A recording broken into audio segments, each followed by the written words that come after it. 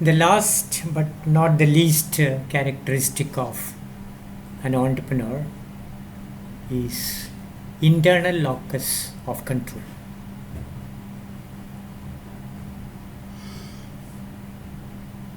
The entrepreneur is not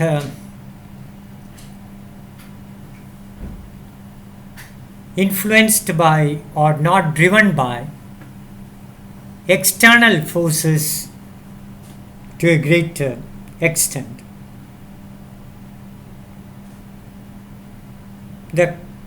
He believes that his success depends on his own effort. He doesn't blame anyone for his failures. He doesn't believe that success or failure is determined by fate. He has faith in his own abilities, and he thinks that he can change the course of his business by his own actions. That is called the internal locus of control.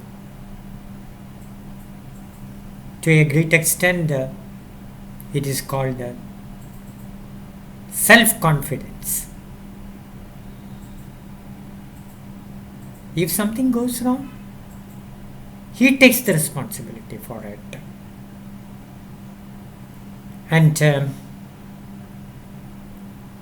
he doesn't blame others for the failure. This is one of the most important characteristic that sets a high performing entrepreneur different from other entrepreneurs.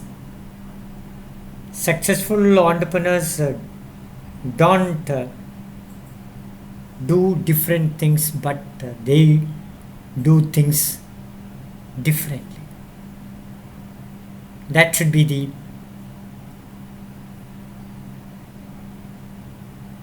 watchword for all successful entrepreneurs. Now we will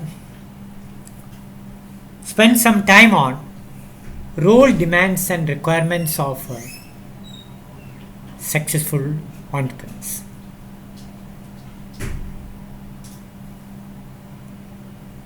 An entrepreneur is the key person in an enterprise.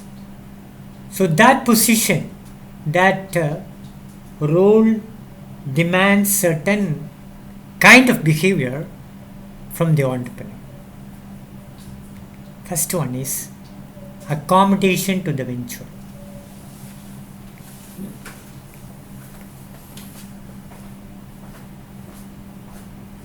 How much is the time you spend for the growth of your enterprise is a major factor. See, as a person, there will be so many demands for your time, effort, and the like. But if you are a high performing entrepreneur, you will be ready to spend more time for the development of your enterprise.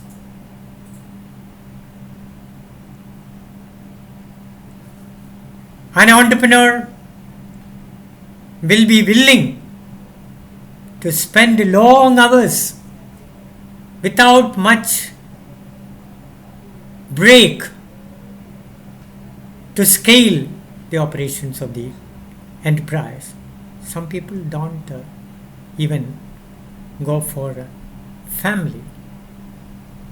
They will be fully involved, fully immersed in the activities of the enterprise to make it a success. They will not sleep until and unless the business is running successfully. That is called accommodation to the venture. If it is a small business which forms normally 20 to 30% of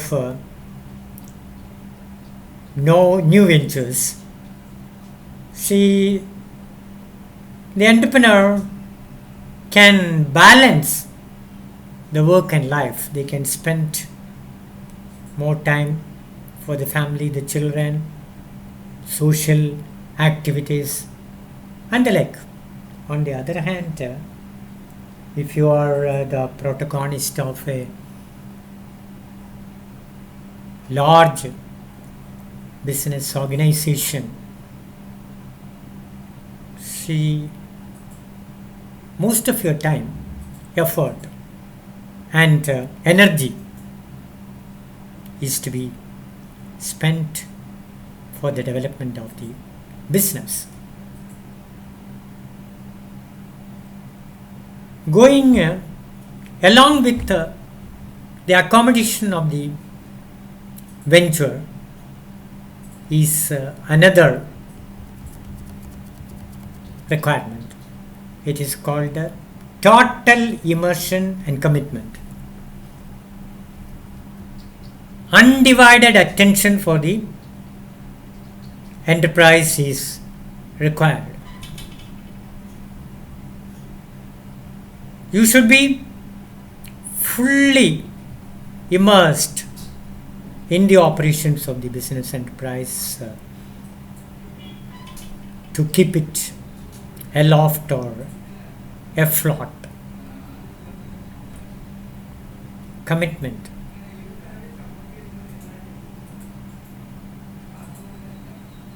Your time, energy and effort should not be spared for other activities. You have to focus fully on your enterprise. It is your child. It's your baby. Whatever happens to your enterprise will be affecting you psychologically, physiologically, financially. So you cannot afford any mistake. So that is called commitment. Focus is a very high call on the part of a successful entrepreneur.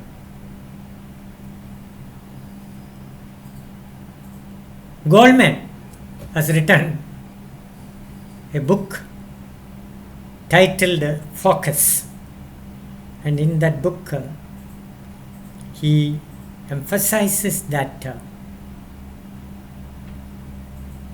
entrepreneurs have become successful because they focused on their enterprise. For example, take the case of Jeff Bezos.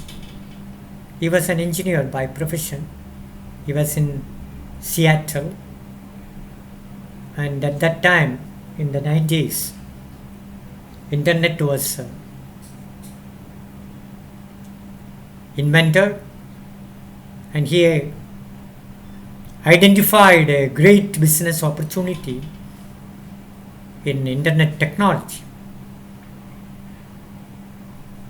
and he started the first online marketplace for goods called Amazon.com. First He and his wife were working, and he hired some highly technically competent person to look after the process. It was started from a small office. Later on, he hired a big building with several stories stacked with books. First of all, his focus was on online trading in books. Later on, he added items, electronic items, garments, consumer durables, and the like, one after another. And he focused totally on that particular business.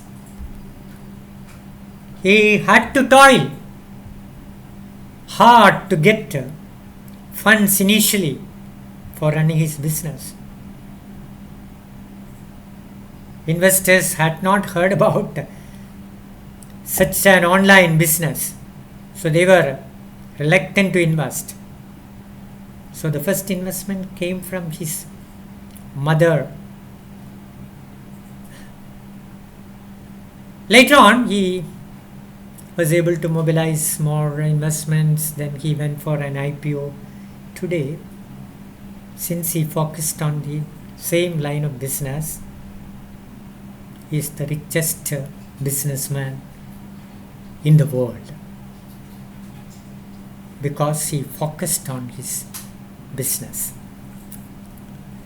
Once MP Ramchandran, the founder of Ujala, told a magazine, business magazine, that every entrepreneur should be prepared to suffer loss for at least 3 years. Don't expect your business to become profitable in the first year. It may take a few years to get established. So don't give up. Persist. Problems will come. You must have an attitude to solve the problems and move ahead. So total immersion and commitment are demands from a successful entrepreneur. Successful entrepreneurs will also be very creative and innovative.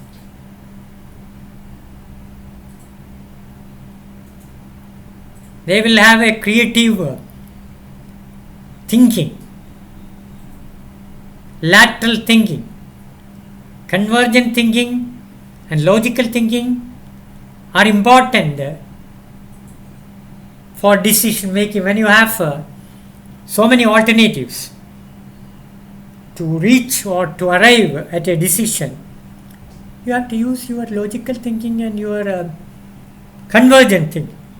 But if you want to develop different alternatives, the skill required is divergent thinking or lateral thinking. De Bono, one of the greatest creative thinkers the world have seen, is talking about lateral thinking or divergent thinking. Divergent thinking is characterized by spontaneity of alternatives developed, then diversity of the things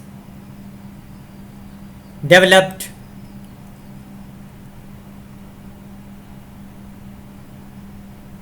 then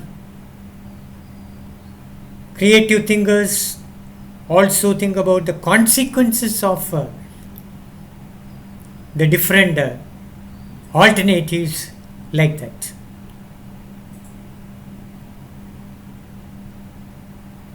So a successful entrepreneur can be distinguished by his innovativeness. In the case of Koche,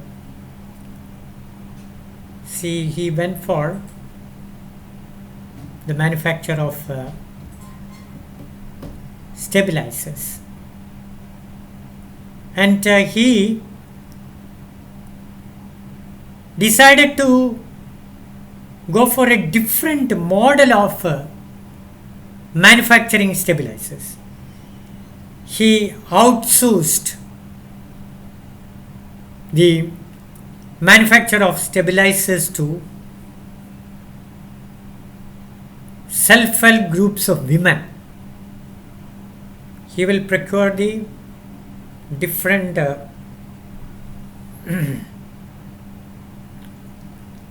articles required for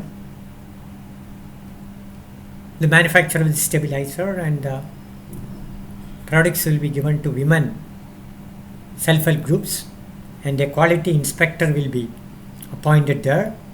They will inspect the quality of the final product, and so he overcame the problem of managing labor by outsourcing the assembly of the parts of the stabilizer. Creative thinking. And instead of putting his enterprise to manufacture cables, he set up his unit in Pollachi in Tamil Nadu. The idea was to avoid any stop of production, even if there is a strike in the factory in Kerala, the production should not be stopped, and he should be able to service the market from the output from the factory outside Kerala. So innovative. I've studied the case of Goodnight Mohanan.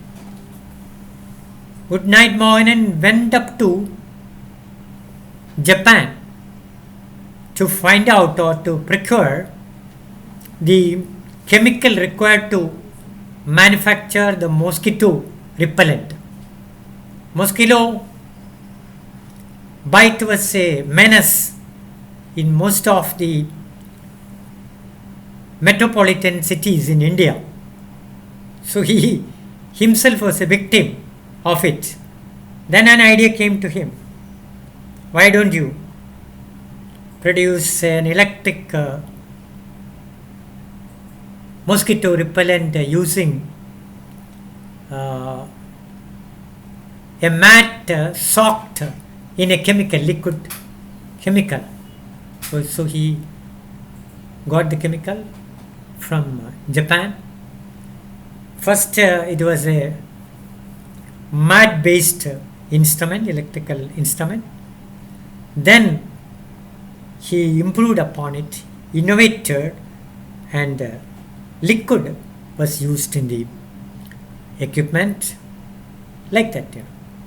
So you should not be satisfied with one product. You go on making improvements, innovations to your product to beat competition. Knowledge of the business is another requirement or another role demand of successful entrepreneurs. See, if it is an ordinary business, formal education is not a must to succeed in the business. On the other hand, if you are going for a technology based entrepreneurs or enterprise, you should be a professional in that field. For example, when Steve Jobs decided to manufacture and market computers, PCs, then he was not very strong in the technology part, but he sought the help of Steve Wozniak, who was a expert in the computer technology. Together, they established Apple, and they came out with a different Macintosh was the first version. Then they improved upon it. They came out with Lisa. Then they went for greater versions, and finally they land up with iPods, iPods, and smart phones like that. So now they are leaders in that field. Dell, for example, started with say ordinary laptops. Later on, they found that that age is over, and they should go for customized, personalized computers. So you can give your specifications, and today Dell will manufacture a computer or laptop that matches your requirements. So technical knowledge is required in certain fields, and it is better to acquire technical knowledge and go for it. In the case of John Kuriakose, who started Dencare Private Limited, he had only SSLC education. Then he went to Germany and studied the making of the artificial teeth. Then only he started his laboratory. So knowledge of the business you are starting is also highly important. People and team building. There is a general belief that entrepreneurs are lone wolves, and they think in building their own empires. See, that is not possible. Synergy is very important. As Jack Ma said, I recruit people who are better than me, more skilled than me. So you can start your business and do everything of the business for some time, but when it grows, you have to delegate your functions to your subordinates. So you should be a leader. A leader is one who grooms his subordinates to take over his place in future. So it is one of the major role demands of a successful entrepreneur to build a winning creative team to run the business. Subordinates must be given opportunities to grow, to experiment, to fail, a climate of experimentation, trying new things must be given. The best example is the former CEO of GE.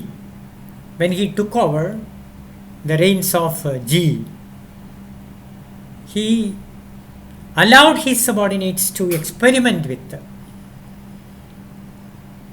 new things so that new products can be developed. When new products are developed, there may be failures and money may be lost in the experiment, but the CEO or the entrepreneur or the protagonist must see develop a climate of openness and experimentation in the organization. That is very important. And another one is economic values. In every free enterprise, certain economics values are important.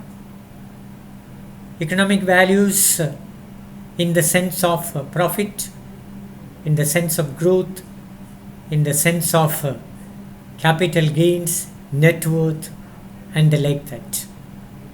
So these measures are used to measure, or these yardsticks are used to measure the performance. How well you are doing, how your business is doing. My friend and entrepreneur who has established, founded the first small finance bank in Kerala. You might have heard about ISAF Small Finance Bank. And see, they are also using, though he is a social banker in the sense that the objective or the purpose of the bank is to provide three things to the downtrodden, the marginalized, the less fortunate in the society. One is credit, access to credit. Second one is access to market. And the third one is access to technology. And in the first year itself, they made a profit. And during the last quarter, they made a profit of 106 crores for the last quarter of 2019-20. So the performance of the enterprise is to be measured using certain values like net profit, like I'm talking about a bank, net interest income, then growth in the total business of a bank includes deposits mobilized and loans disbursed.